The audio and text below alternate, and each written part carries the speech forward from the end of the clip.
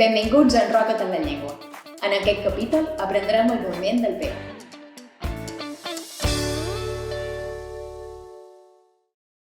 El peó només avança una casella cada jugada.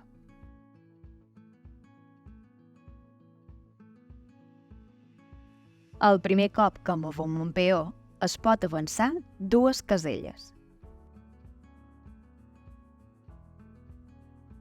No pot tornar enrere. Tampoc no pot avançar si al davant hi ha una altra peça, ja sigui nostra o de l'adversari. El peó captura avançant una casella en diagonal.